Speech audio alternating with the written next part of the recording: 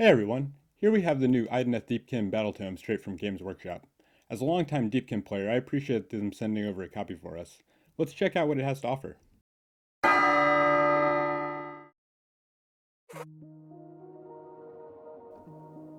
So we're going to jump right in with the juicy stuff, the army rules.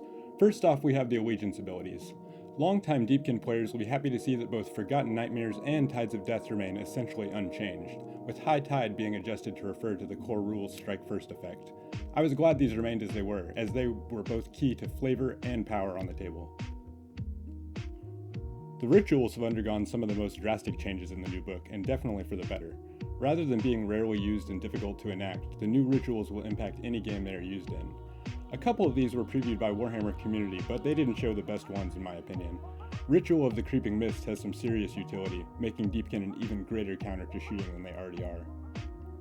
The number of command traits has increased overall, as Acalians, Isharan, and Eidolons all have 3 distinct options. This trend continues in the artifact selections. Some notable standouts for me are the 12-inch Battle Shock immunity bubble available to Acalians, and the fact that any Isharan can now use a command trait to flip tides, which was limited to Tidecasters before. Overall, the artifacts in this book are one of its weak points. Of the 9 total, 7 of them have once per battle effects, which is definitely not preferable. I do really like the Isharan Rune of the Surging Gloomtide, which allows you to summon a second shipwreck terrain piece a la Sylvaneth.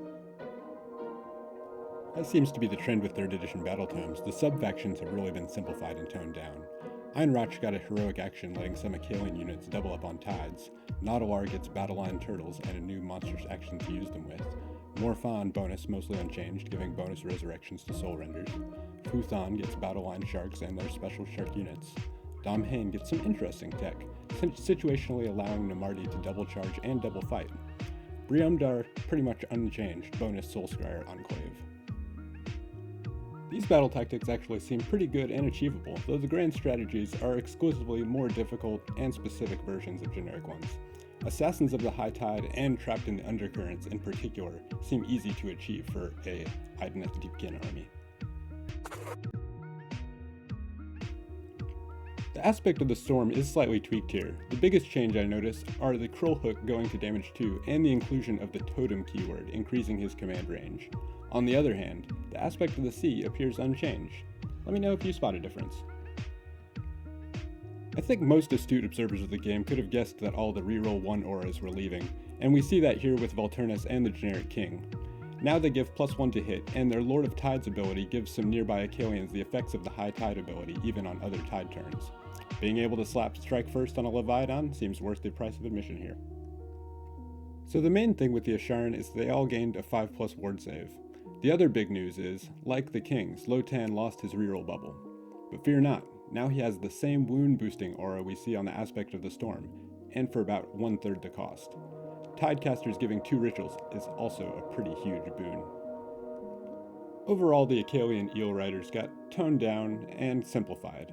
All the mounts got their attacks distilled into a single profile, but 3 D3 damage attacks per eel is not a bad way for things to shake out. Ishlean Guard took it in the pants a bit, losing the ability to benefit from cover and going way up in cost. More on that later. Morsar remains the mortal wound spitting lightning eels we know and love. Here we get the official Alopex Warscroll we all saw in Fury of the Deep. It remains unchanged here, thank goodness. The Leviathan remains as solid as ever, with its Void Drum aura and Jaws of Death staying the same. The big change here is to Crushing Charge, which now gives a bonus to Stomp against 1-wound opponents. D6 Mortal Wounds is better than D3. I could see it being a hard choice for Nautilor players between stomping and using their bespoke monstrous action seen earlier.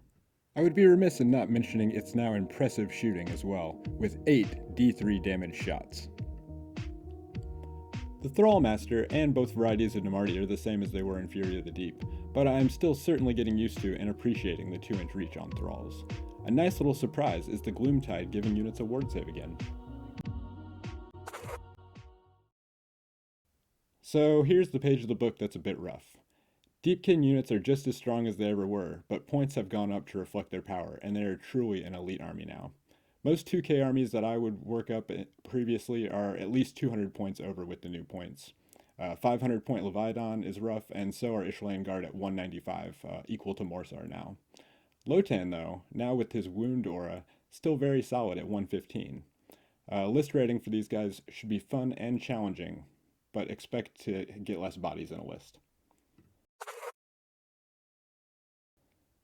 So there you have it. Overall, I'm happy with the new Deepkin book. They kept intact the rules most key to the Army's flavor and functionality while modifying things to fit into the new edition. They took the few useless mechanics and made them interesting and dynamic. As by befitting an all-elf army, they are now far more elite, so it might be hard to get too many of those beautiful models on the table. Thanks for watching. If you enjoyed this Age of Sigmar content, go ahead and give us a like and check out some of our other stuff like Fury of the Deep. This is Aventine with Velloth Souls. See you next time.